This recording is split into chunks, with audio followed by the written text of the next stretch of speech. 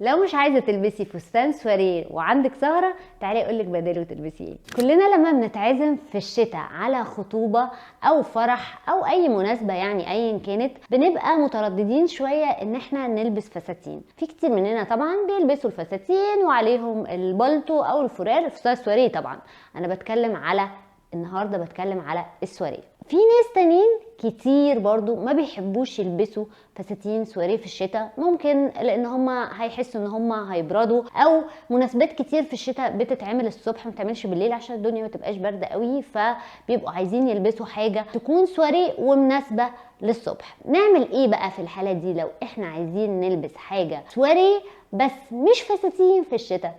تعالوا وانا اقول لكم. عندنا اختيارات كتيره، مش لازم تلتزمي بفستان خالص.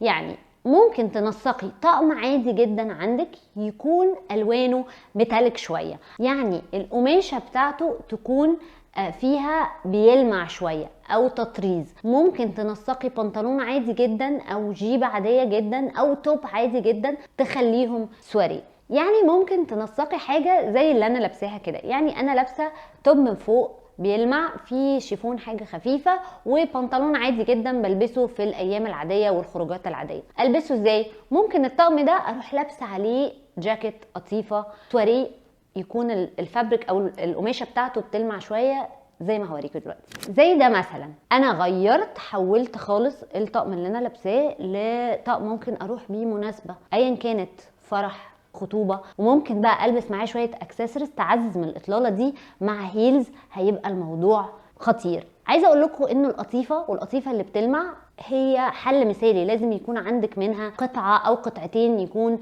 جاكيت او سكيرت او فستان. تنسيقه بيبقى سهل جدا وبينفع جدا جدا للمناسبات، وبتنسقي عليه الحاجات بسهوله وسرعه.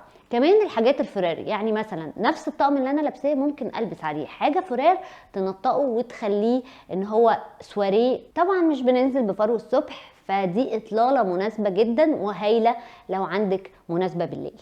الاطلاله الفرو دي كمان بتدي رقي والشياكه وانتي ما لبستيش فستان سواريه، ومع زي ما قلت لكم بقى هيلز وحاجه سواريه في رجلكم، وكمان اكسسوارز على سواريه، انت كده مستعده تماما. طيب ايه بقى عندنا اوبشنز تاني؟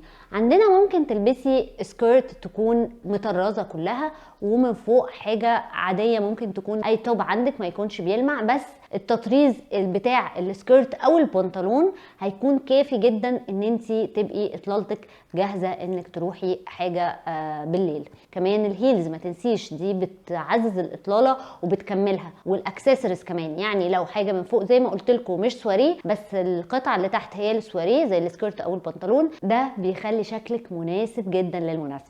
كمان الجامب سوت ده بيكون اختيار هايل ان انت تلعبي وتغيري فيه وتخليه سواريه، بحزام بقى بيكون بيلمع واكسسوارز والشوز كمان والشنطه. الحاجات دي بتكمل الاطلاله الليليه اللي انت عايزه تظهري بيها في احسن صوره. كمان لو الفابريك بتاعته او زي ما قلنا القماشه بتاعته تكون بتلمع، تكون ستان او تكون قطيفه او تكون حاجه فيها شويه تطريز، الحاجات دي كلها هتنفع جدا جدا للمناسبه. وعلى فكره دلوقتي بقى في حاجات بتتباع لوحدها ان انت تقدري تحطيها على الكم، حاجه زي اكسسوارز بس بتخيطيها خياطه يعني بسيطه جدا على الكم بقى على الياقه. الحاجات دي ممكن برضو لو عندك حاجه مناسبه ان انت تطرزي عليها، الحاجات دي هتبقى هايله وبتتشال وبتتحط على فكره، يعني ممكن بعد ما تخلص المناسبه تشيليها تاني وقت ما تعوزيها تحطيها تاني. ده حل رائع.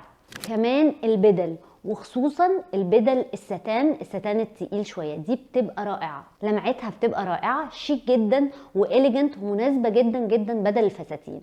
كمان البليزر، ممكن تلبسي بليزر وتحتيه شراب وبوت، والاطلاله دي بتبقى اليجنت قوي كده ورقيقه. طبعا البليزر يبقى مثلا الزراير اللي فيه كبيره وباينه وتكون ذهبي او على فضي، وتروحي مطعمه الاطلاله دي باكسسوارات نفس الوان الزراير، بتبقى حلوه جدا.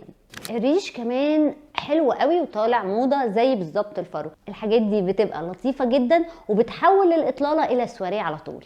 قلتلك على شويه افكار بسيطه كده في الحلقه دي، لو مش حابه تلبسي فستان وحابه تلبسي بدايل للفستان السواريه. يا رب تكون عجبتكم.